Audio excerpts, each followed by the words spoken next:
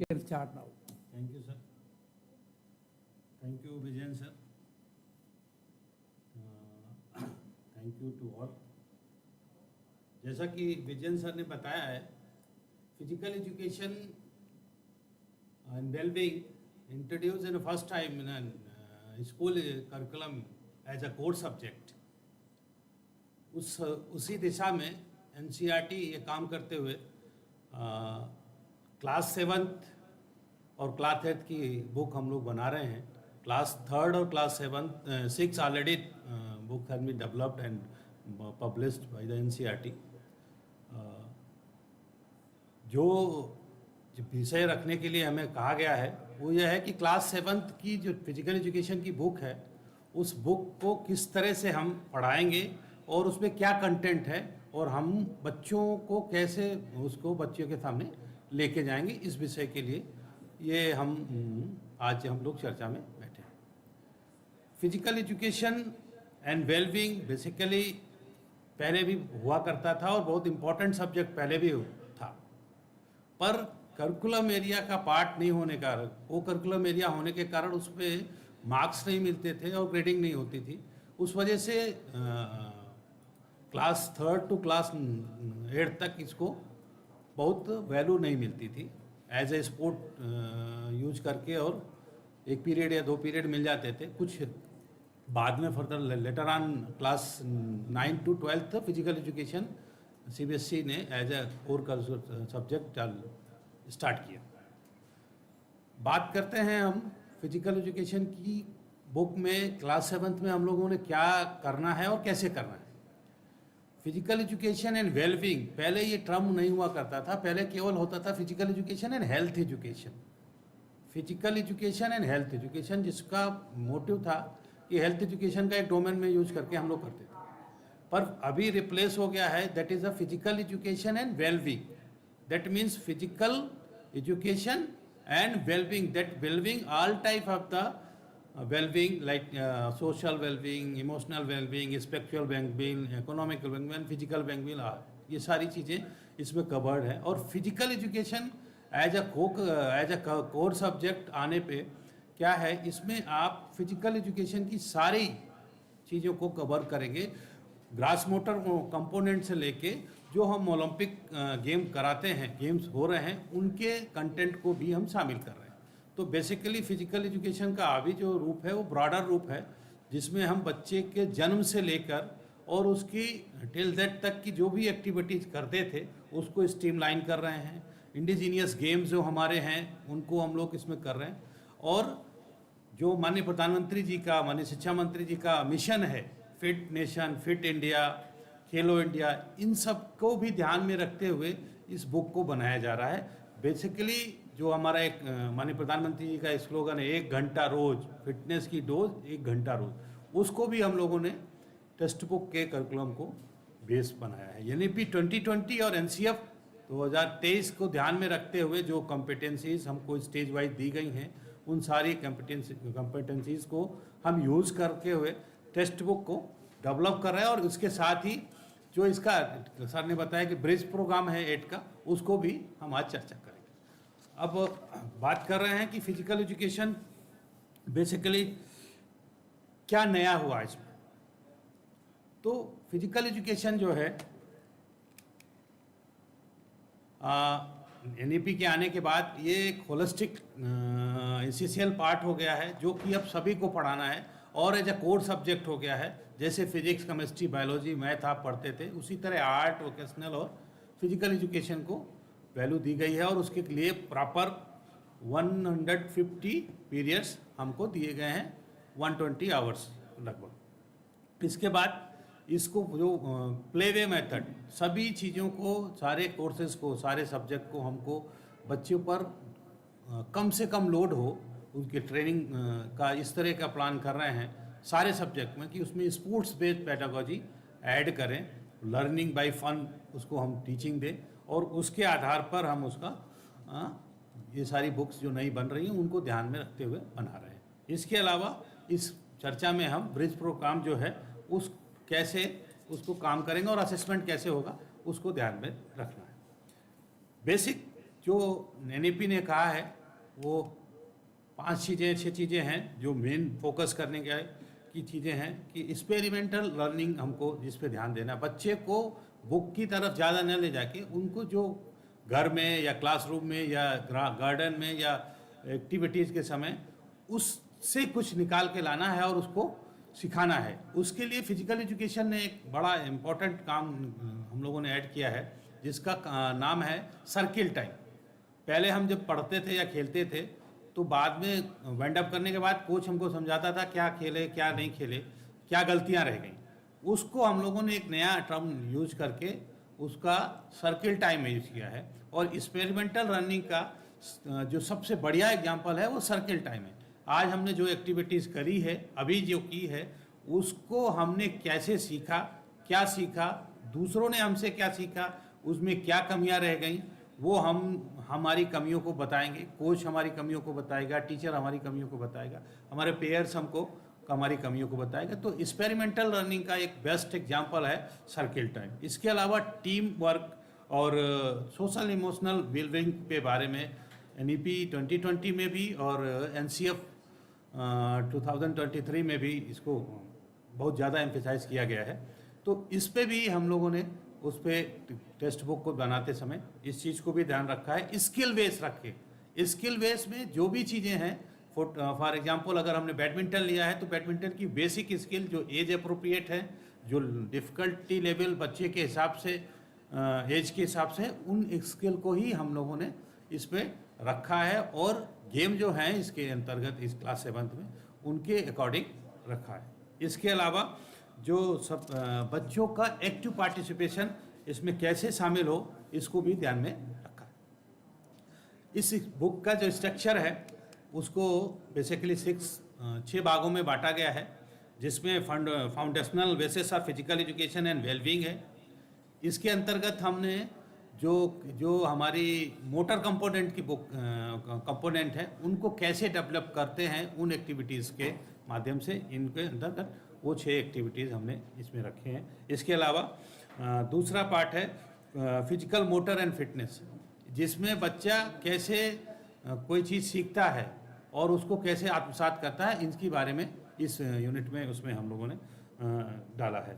फिर इसके बाद बेसिक स्किल है बैडमिंटन की, और फिर उसके बाद है फुटबॉल की, और फिर है कबड्डी की। आउट ऑफ 3 गेम में से कोई 2 गेम हमको चूज करना है। ये ध्यान रख के किया गया है कि जो हमारे स्कूल्स हैं उनके पास इनके इक्विपमेंट जो भी हैं उनके आधार पर हमने इन एक्टिविटीज़ को प्लान बनाया है और बच्चों को इंगेज करने की कोशिश की है कि मिनिमम इक्विपमेंट के साथ आप इस बुक को आप पढ़ा सकते हैं। और लास्ट यूनिट जो है वो हमारा योगा है, जो कि क्लास 3 टू क्लास 8 तक कॉमन है। जो लास्ट यूनिट है वो योग की ही यूनिट है और वो कॉमन यूनिट है जो सब में है, जिसके लिए 24 पीरियड अलॉट हैं और सब में हम योगा की बात करते हैं, जिसमें योगा बेसिकली जिसके अंतर्गत हमने उसके आसन, नियम और मुद्रा के बारे में क्लास 7 की बुक में डिस्कस किया है। कबड्डी में, बैडमिंटन में और वॉलीबॉल में बेसिक फिटनेस की जो बेसिक स्किल हैं, जिनको हमने फंडामेंटल स्किल की बात की है, उनको डाला है, जो कि मतलब जिसके अभाव में खेल नहीं खेला जा सकता। बेसिक उन्हीं चीज़ों को डाला है। एडवांस स्किल को हम लोगों ने अभी क्लास 7 में इंट्रोड्यूस नहीं किया है, वो लेटर ऑन 9 to 12 में हम उसको करेंगे। अभी जो बेसिक स्किल्स हैं गेम्स की, हमारे तीनों गेम्स की, वो डाली हैं। आपको ध्यान ये रखना है कि आप कोई 2 गेम चूज़ करेंगे, एक आपके पास ऑप्शनल है और उनमें से 2 में से कोई 2 चूज़ करेंगे, एक ऑप्शनल है, आप एक चाहें तो छोड़ सकते हैं और उसका ही असेसमेंट हम करेंगे। बेसिक जो इसका कैसे पढ़ाना है, इस पे ध्यान रखने के लिए ये है कि जो हमारे 10 डे बैगलेस डेज हैं और फिटनेस की डोज 1 घंटा रोज, ये सारी जो तमाम सारी चीज़, स्पोर्ट डे, नेशनल क्या कहते हैं, run for unity, national sport day, इन सब को भी ध्यान में रखते हुए उसी के अकॉर्डिंग हमने जो प्लान किया है, सेशन प्लान है, वो उसको ध्यान में रखते हुए कि आप उसको ऐड कर लें। इसके अलावा योगा को बढ़ाने के लिए एनसीईआरटी ऑलरेडी पहले से ही नेशनल योगा ओलंपियाड कराती आ रही है 2016 से, तो और अभी फिजिकल एजुकेशन में योग एज ए कंपलसरी हो गया है। तो उस पर भी काम हमने उसी अकॉर्डिंग में रखा है। बेसिकली फिजिकल एजुकेशन के लिए 150 पीरियड दिए गए हैं और उसको 6 यूनिट में बांटा गया है। हर यूनिट को 24 पीरियड देने की कोशिश की है। कुछ नहीं है तो उसको रिपीट करने की, कभी कभी क्लब है, कुछ 2 एक्टिविटीज़ के बाद एक क्लब एक्टिविटी की गई है जो उसको दोनों को एक साथ करके करना है।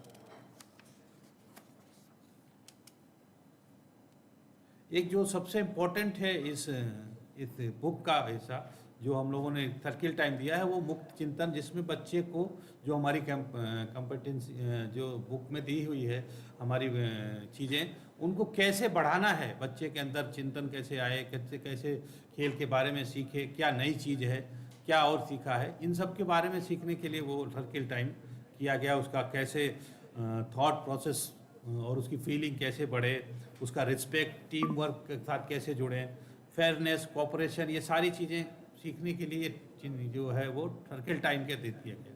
इसमें बच्चे से भी सिखाना है और टीचर को भी बताना है कि हम कैसे इसको करते हैं और क्या इसमें और नया कर सकते हैं।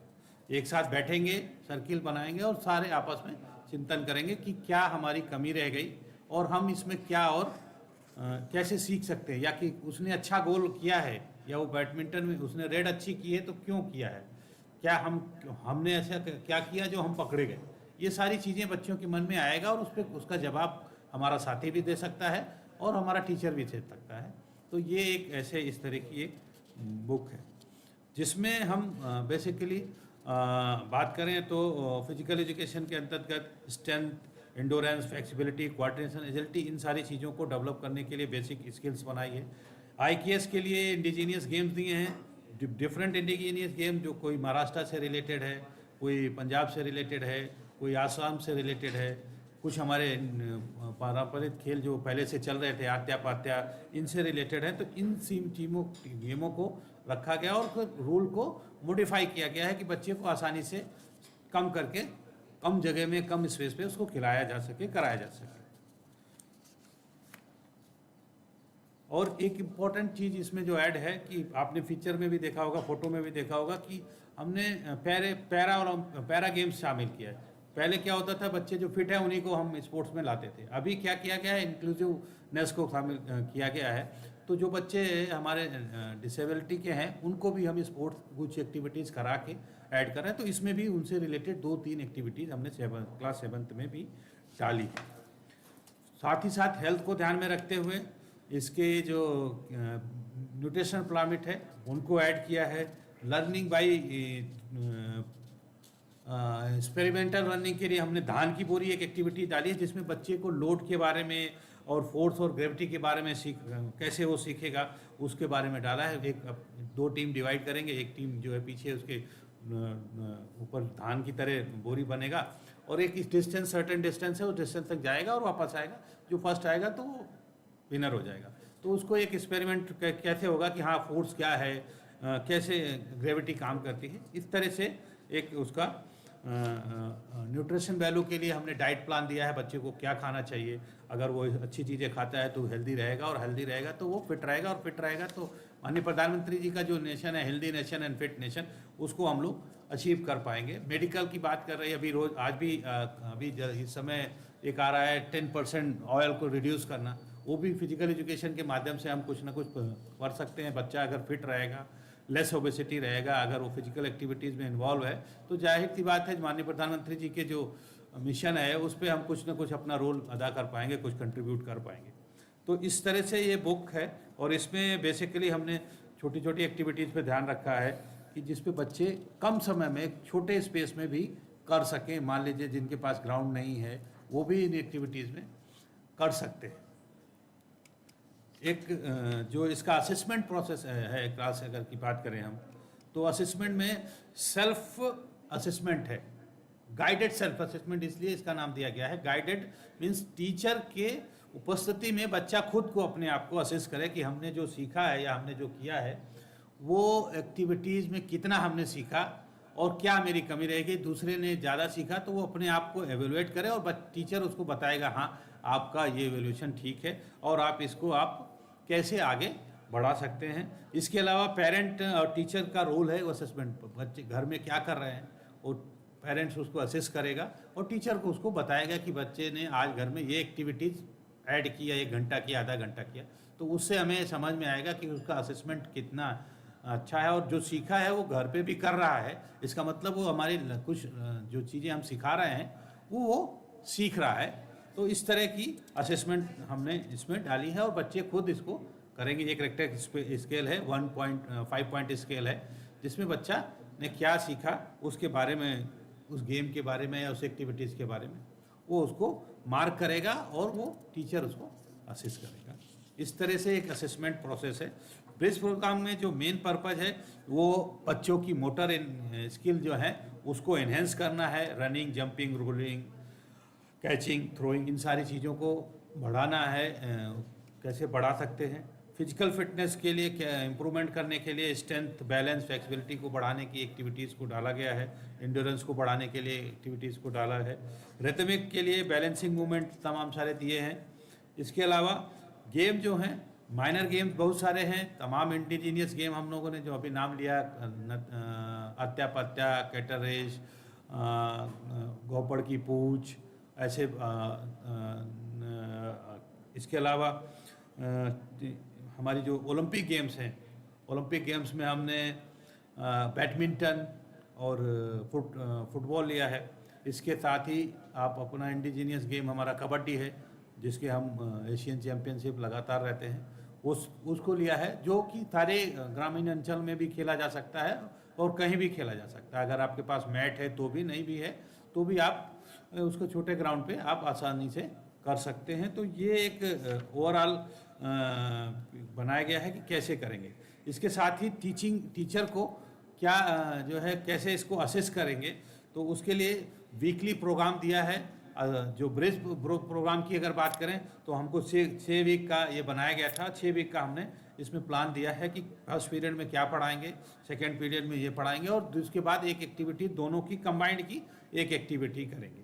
तो इस तरह का एक जो लर्निंग स्टैंडर्ड है एनसीएफ ने जो हमको दिया है, उसी के आधार पर एक 6 वीक का बेस प्रोग्राम किया है कि जो 7th की बुक्स है हमारी, उस बुक को ध्यान में रखते हुए 8 का ये ब्रिज कोर्स हमने बनाया है, जो कि 6 हफ्ते का है, जो एक 7th के साथ को लाइनअप करेगा। तो ये एक ओवरव्यू है हमारा क्लास 7th की बुक का और साथ ही 8th की असेसमेंट का, कि हम कैसे क्लास 8 का ब्रिज को पढ़ाएंगे और कैसे कराएंगे। Thank you sir. Yeah, thank you Mukesh Kumar ji for your wonderful presentation on physical education and well-being. Yeah, you focused more on grade 7 textbooks